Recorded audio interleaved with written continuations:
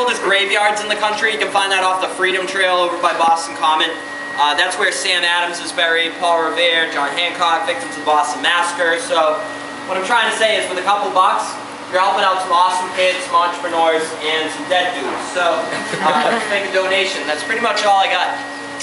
If you guys want to take pictures on the tour today, take as many as you want. The only thing I ask, just stay with the group. Don't wander off from the tour, okay guys? This is an active brewing facility.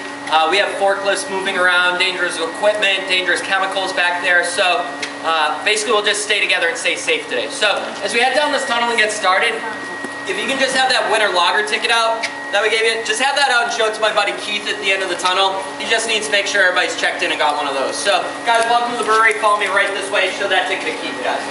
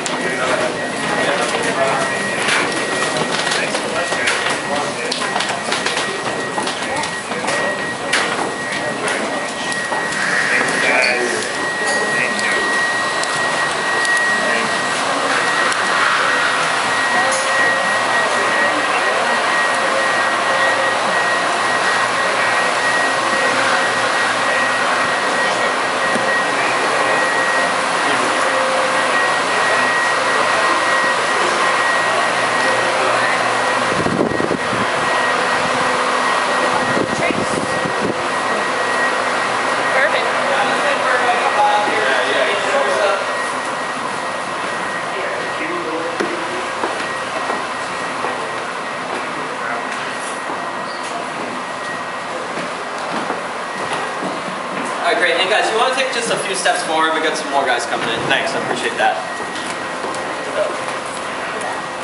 More people.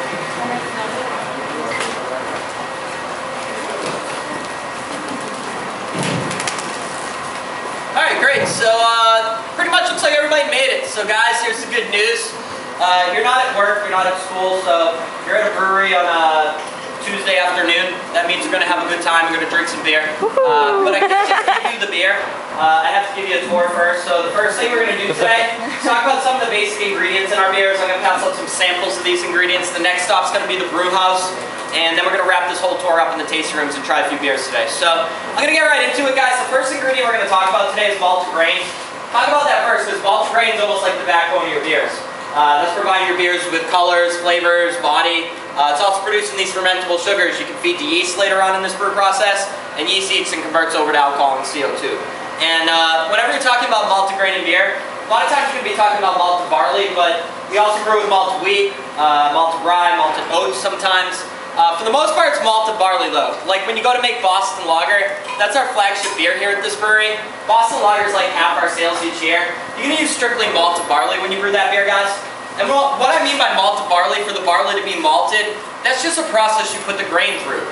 So almost all this grain comes from the Northwest, Midwest, US, and it gets malted out there as well. So in the case of malting barley, what you do, take kernels from the barley plant, soak that in some warm water. What that does is sort of activate the enzymes in the grain. Like essentially, the warm water fools that kernel of barley into thinking that it's spring. So the kernel starts to grow and sprout and create sugars for energy.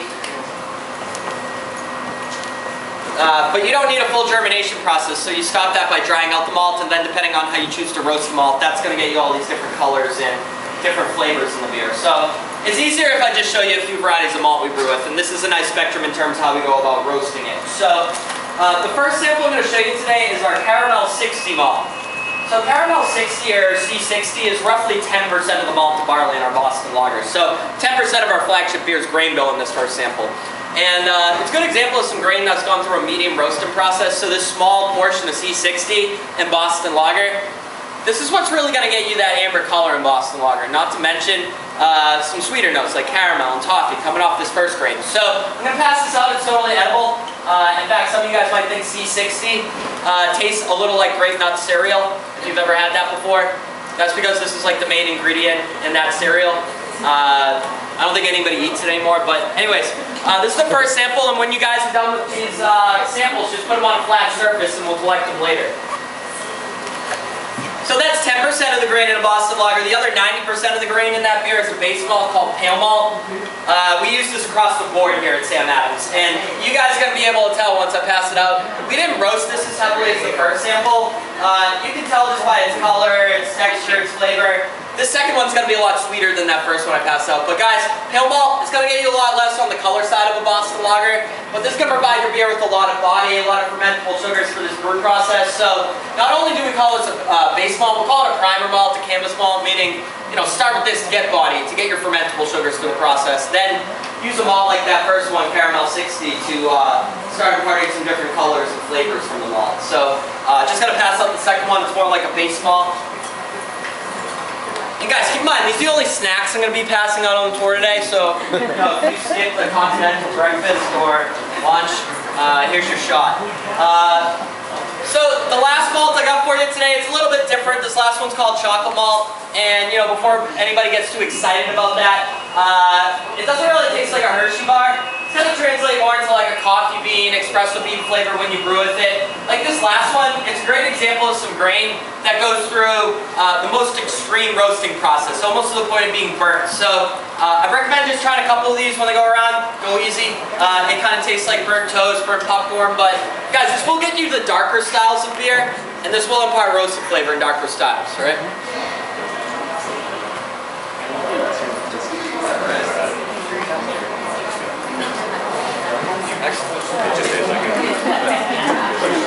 Alright, great. So guys, just to recap grain real quick, when I first said grain affected the body of the beer, all I meant by that was when you go into this process of brewing and you use a large quantity of grain, you get bigger beers, heavier body beers. When you use less grain, you get lighter styles, lighter body beers. When I say grain affected the color and flavor of the beer, that's really just tied into how you go about roasting it and preparing it. And then when you steep this grain in some warm water, you produce these simple sugars that you can feed to yeast later on. Yeast eats and converts over to alcohol and CO2. So this is sort of like the backbone of your beer. How you guys feeling about grain today? Pretty good? Woo! Yeah, I'm really excited about it. So anyways, guys, the next ingredient is a little more interesting. It's the hops. And hops are sort of like the spice in the beer. They're going to give your beer a lot of flavor and a lot of aroma. The hops are also going to be a nice bittering agent for the beer to balance out all the sweetness you can get from your malted grain potentially. Alright, so the particular hop we're going to look at today is a variety called Hallertau Mittelfrüh. This hop is grown in southern Germany. It's a very aromatic hop. This is a signature hop in our Boston Lager, so when we're in the tasting room today, and you have Boston Lager sitting in front of you, if you smell it, it's going to smell a little piney, a little citrusy, kind of floral. All that aroma on Boston Lagers come from the hops we brew with in that beer. Not to mention all the bitterness, too. So guys, we're going to be looking at hops in the flower form today. Hops, they're like a climbing plant, like a vine. They'll grow up a trellis, they'll get pretty tall. This variety we're looking at, Hallertau Mittelfrüh, gets like 30 feet tall. But typically when we brew with hops, we're going to have the hops in a pelletized form, okay? But guys, kind of the key to this whole thing, if you take a few of these hop flowers and you just start to tear them open, break them apart, you're going to notice they're filled with a bunch of little yellow dust inside of them. It kind of looks like pollen. So this pollen-like substance in the hop is a gland in the hop that produces pretty much all of its aroma and its flavor. So what we're actually trying to do in a hop selection is we're trying to activate this gland I'm talking about so you can bring out the aroma of the hops. And the reason why you want to do that, guys, is because aroma, it's got a lot to do with what you perceive as flavor in the beer. So the way we sample hops is pretty easy. We take a nice handful of them, we crush them up in between our hands, and the heat and friction from doing this is going to help release some oil and resin from that gland I mentioned, and it's going to get your hands a little sticky. That's supposed to happen, and once you're done crushing up these hops, it's pretty simple. All you guys got to do is just smell your hands.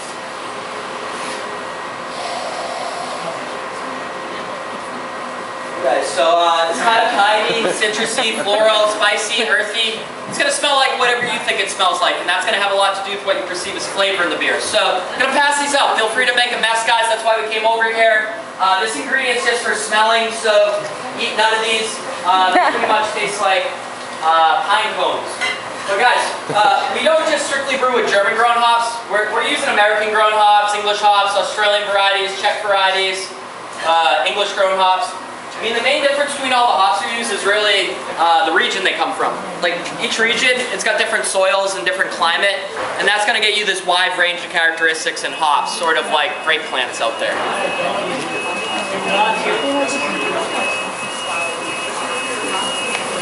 But before you guys, Miss gonna have some. Thank you.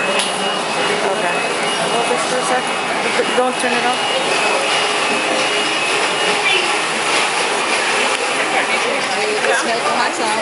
Oh, it smells nice. Alright, great guys. Getting that piney aroma I was talking about, or some type of aroma. You can just nod your heads. It smells like, yeah, like the beer. Hey guys, don't worry about that sticky residue. I promise that dissipates by the weekend, so don't worry about that. We'll be okay. Guys, the next ingredient, I'm going to keep it moving. Next ingredient's pretty clear cut. It's water. I'm not going to make you guys try water because you know what it is. It makes beer wet. What's more important about water is your water source. You have to have a good source that's consistent, that's clean. The water source we use here at this brewery is the Quabbin Reservoir. That's out in sort of the western part of Massachusetts if you live here. That's probably where you get your drinking water from. But guys, this isn't the only brewery Sam operates. We have 2 other facilities and they're a lot bigger than this one we're in today. We have a brewery in Cincinnati. We also have one near Allentown, Pennsylvania. Alright, so we're also going to go ahead and use clean local water sources at those breweries. The only difference, there's a scientist or a chemist on site at those places whose job it is to make sure that the water they're brewing with down there is like the water that we brew with up here in Boston, the same water we've been using since the 80s, Boston tap water. So they look to balance pH level, mineral content of the water you're using down there, and that's for consistency in the product, guys. Water's like 90% of what your beer is, so you're going to be able to tell the difference if you use a different water source at different breweries, okay? One last ingredient to go over here, guys. Probably the most important ingredient, it's yeast. Because without yeast, you're not going to get any alcohol in the beer. You're also going to miss out on some of the carbonation it gets you naturally during fermentation. Not to mention yeast can throw some flavor into the mix too. So yeast, it's a living organism. It's tiny, it's single-celled, it's a type of fungus. And guys, whenever you start to make beer, like say you're going to make Boston Lager, our flagship beer, first step making that beer is easy. You just start off with the grain I showed you in these first 2 barrels, C60 and pale malt. You crush up that grain and expose its sugars and add warm water to it. So the warm water, what that does is reactivate the enzymes in the grain. And enzymes, they break down starches in the grain into these fermentable sugars. Basically simple sugars that yeast, a living organism, can eat during fermentation and convert over to alcohol and CO2. But you can get some flavor from yeast. It's really just dependent on the variety of yeast you're going to use, the type of yeast. I'll give you the classic example, guys. If you've ever tried a Hefeweizen before, that's a German wheat style beer, pretty popular in the summertime. Or if you've ever tried a Dunkelweizen, that's a darker German wheat style beer you're going to see in the fall. Those 2 styles, you're going to pick up on a lot of clove notes, banana notes when you drink them, maybe even a bubblegum flavor. It's not because you brewed with any of that type of stuff, it's because you used a type of yeast strand that gave off that type of flavor in the beer. Okay, so what I'm trying to say is there's a lot of different ways to impart flavor into craft beer. And we just covered the traditional ingredients. We didn't talk about brewing spices, fruit and citrus elements, and we haven't even gone over brewing techniques yet. So there's a lot of different ways to get the flavor into these beers. Alright, great. Any questions about ingredients? You guys good? Excellent. Any breweries outside of the States?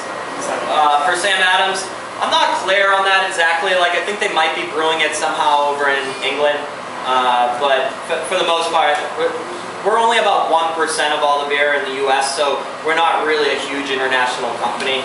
We almost have to worry about getting beer on the shelves in this country first. So guys, if you want to turn around, you're going to see Keith. He's going to lead you into the brew house. Meet you right over there. No problem.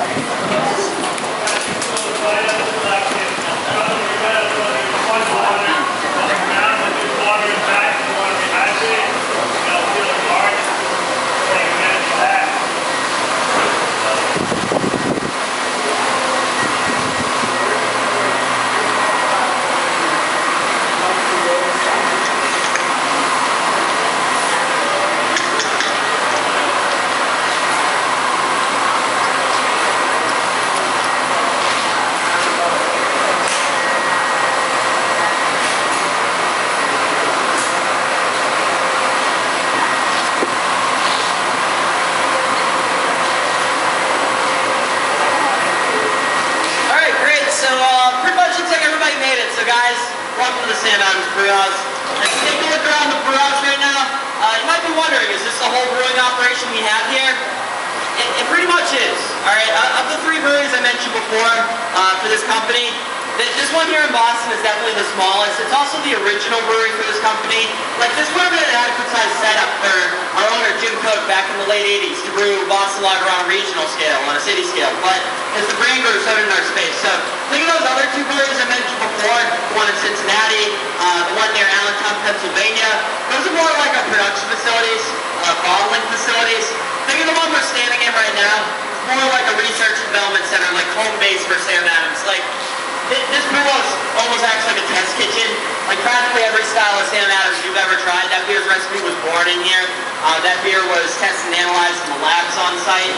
And we put that beer through a taste panel with a bunch of sensory experts here. So I wanted to give you kind of a quick crash course in brewing, explain how this setup works and how we use it to brew some beer up.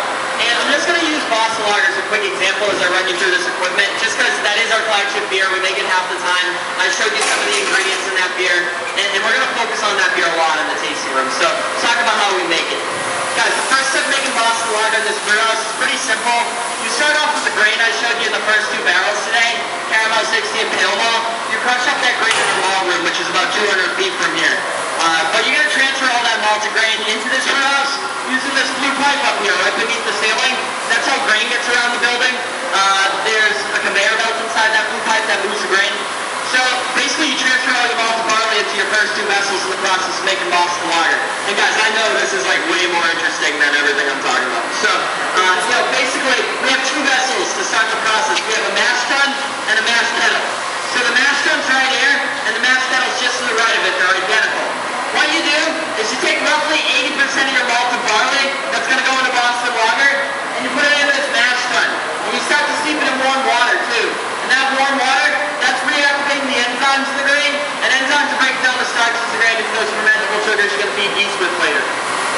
Now guys, the other 20% of this grain, we're going to do something slightly different with that when we make Boston Lager.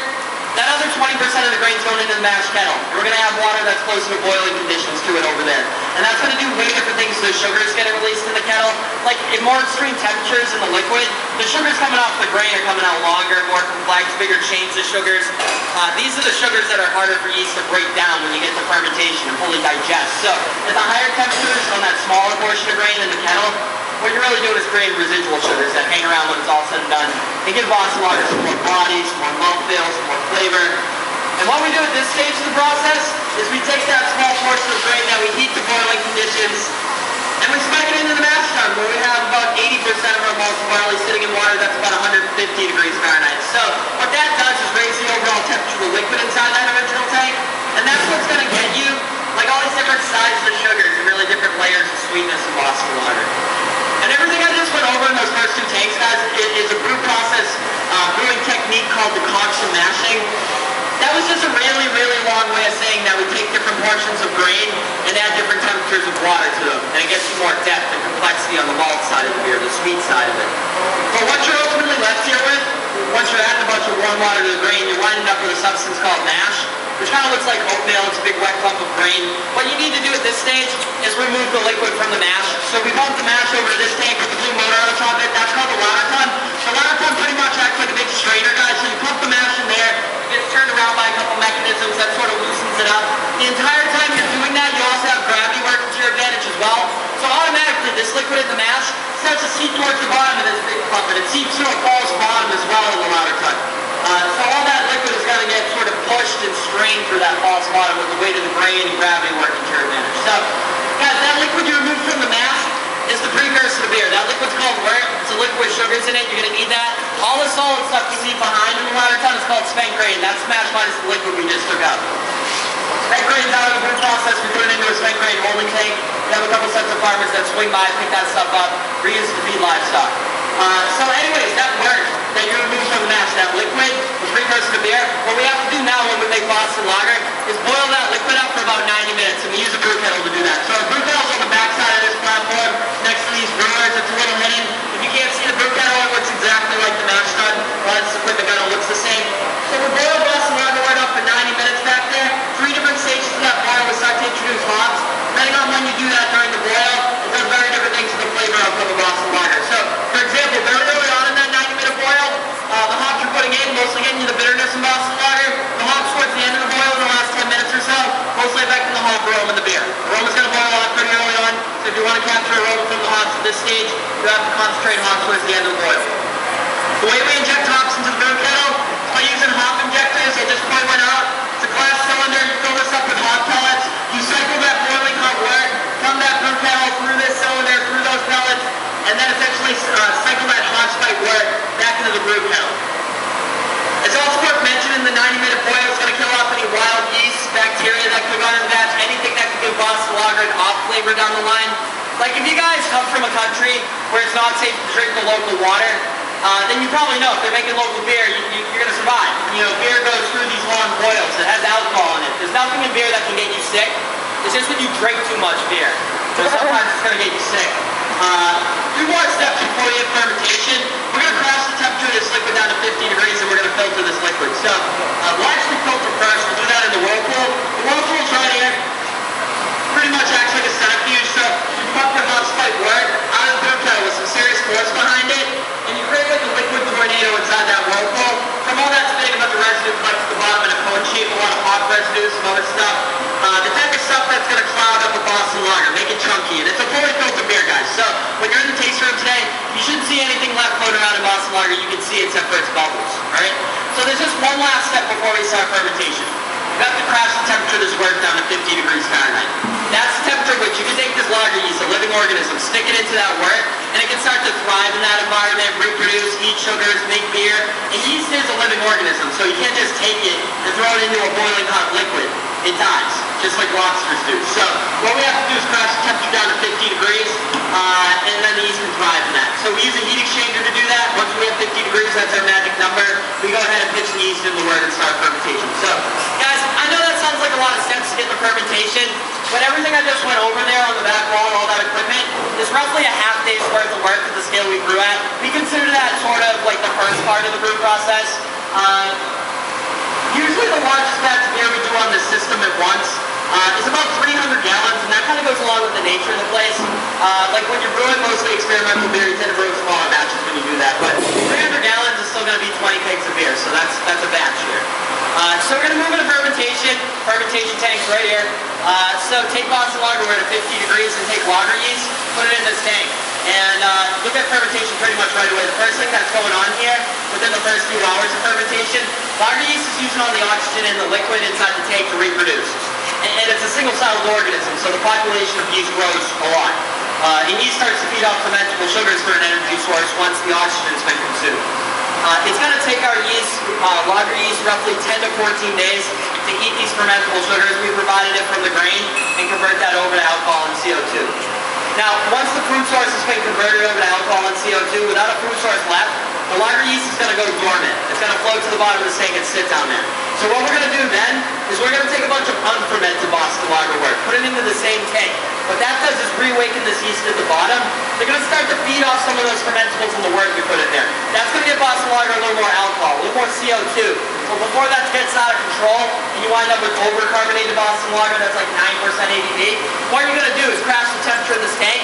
You're going to make that yeast go dormant again, and that yeast is going to leave behind those sugars in that unfermented wort you put in there, and that's going to give Boston Lager even more body, even more like texture and layers to the beer. And that's considered like a secondary fermentation, guys. That's a perfect example of a craft brewing technique. It's an extra technique that slows the process down, but it's totally worth it because you get more flavor. If you want to mass produce beer and make beer in a hurry, you're not going to do this extra step. So anyways, 2 weeks in, you got beer, you got alcohol.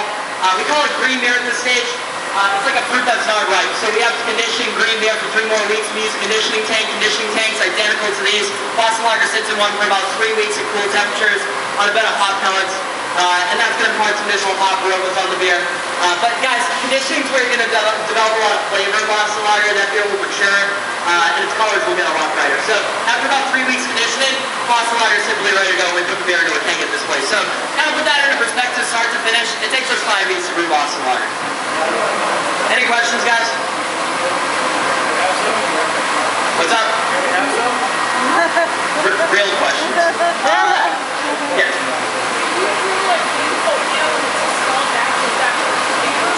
We brew Utopias here. It's a slightly different process of that. It's kind of like a totally different animal, Utopias. But if you look around you, got a question about Utopias, guys. Utopias is the world's strongest naturally fermented beer. It's 29.5% ABV. is what's conditioning in all of these bourbon barrels you see around you. It's the world's strongest naturally fermented beer, 29.5. It takes about 18 months of conditioning in that barrel to take the edge off that heat. The carbonation will dissipate. It's very full body, very sweet. It's fermented with Vermont maple syrup. It's about $200 a one pack, and we release about 8,000 to 10,000 bottles every couple of years. So you'll see again, this batch is going to get released in 2015 sometime in the fall. So you guys want to go drink some beer? Yeah. Seriously guys, take it easy. I know you get free beer like all the time. So anyways, when you got here today, if you got a hand stamp, that means you can drink here. That hand stamp also entitles you to a 7-ounce tasting glass. That tasting glass is free. I want you to take it home with you. Cherish it forever and ever. Think about this guy every time you drink out of it. So what we're going to do is turn around, hook up these back steps, have your hand stamp out for Keith. Keith is going to give you a glass. Actually, guys, hold on a second. We just got impeccable time in the other room. So we're just going to wait for this group to pass and then show your hand stamp to Keith, and I'll see you in the tasting room.